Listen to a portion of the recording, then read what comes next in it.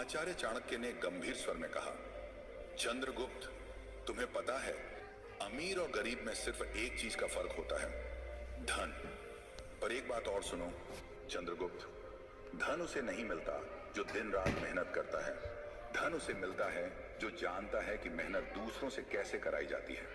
यानी धन हमेशा दिमाग वालों के पास जाता है, शारीरिक श्रम करने वालों के पास नहीं। शारीरिक श्रम से इंसान कभी अमीर नहीं बनता, उसके पास कभी पर्याप्त धन नहीं होता। ये बात तुम हमेशा याद रखना। पर्याप्त धन चाहिए, बहुत धन चाहिए। अपनी मानसिक शक्ति को काम पर लगाओ, दिमाग से काम करो, हाथों से नहीं। राजा कभी स्वयं श्रम नहीं करता, सेठ साहूकार कभी खुद मजदूरी नहीं करता। मजदूरी वो करते हैं जो सबसे ज्यादा मेहनत करते हैं, और सबसे ज्यादा गरीब भी वही रहते हैं। चंद्रगुप्त ने विनम्रता से पूछा, गुरुदेव, फिर अमीर बनने का असली रहस्य क्या है? फिर धनी हर कोई क्यों नहीं बन जाता? चाणक्य मुस्कुराए, फिर धीरे धीरे बोले, चंद्रगुप्त, एक बात हमेशा याद रखना। अगर इस दुनिया की सारी संपत्ति आज गरीबों में बराबर बराबर बांट दी जाए तो कुछ साल बाद फिर वही होगा जो आज है। गरीब फिर गरीब हो जाएंगे और अमीर फिर अमीर। क्यों? क्योंकि अमीरी गरीबी धन से नहीं बनती, अमीरी गरीबी बुद्धि से बनती है।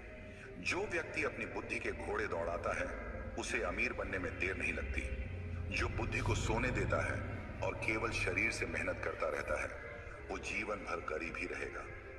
धन बुद्धि का खेल है, मेहनत का नहीं। फिर चाणक्य ने कहा, आज मैं तुम्हें 7 ऐसे तरीके बताने जा रहा हूं जिन्हें जान लेने के बाद तुम्हें धनवान बनने से कोई नहीं रोक सकता। ये 7 तरीके चाणक्य नीति के सबसे गहरे सूत्र हैं। इन पर अगर तुम अमल करोगे तो एक दिन पूरा भारत तुम्हारे नाम का जयकारा करेगा। और फिर चाणक्य ने पहला सूत्र बताया, नियम 1, अपनी अक्ल में पैसा लगाओ। ये सबसे बड़ा निवेश है। अगर तुम सचमुच धनवान बनना चाहते हो, जीवन में वह ऊंचाई छूनी है जहां न पैसों की कमी रहे, न सम्मान की, न स्वतंत्रता की, तो सबसे पहला और सबसे जरूरी काम यह है कि तुम अपना सारा ध्यान, सारा पैसा और सारा समय सबसे पहले अपनी अक्ल पर लगाओ। मैंने तुम्हें पहले ही कहा था, शारीरिक श्रम छोड़ दो। हाथ पैर से मेहनत करने में कोई बुराई नहीं, लेकिन वो तुम्हें एक सीमा तक ही ले जाएगी।